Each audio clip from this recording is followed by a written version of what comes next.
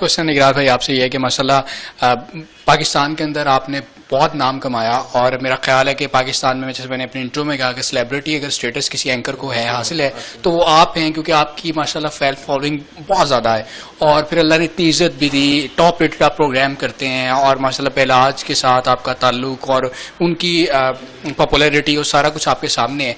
तो कुछ कोई चीज़ बाकी रह गई ज़िंदगी के अंदर जिसको करने की भी ख्वाहिश हो अपनी ज़ात के रिलेटेड?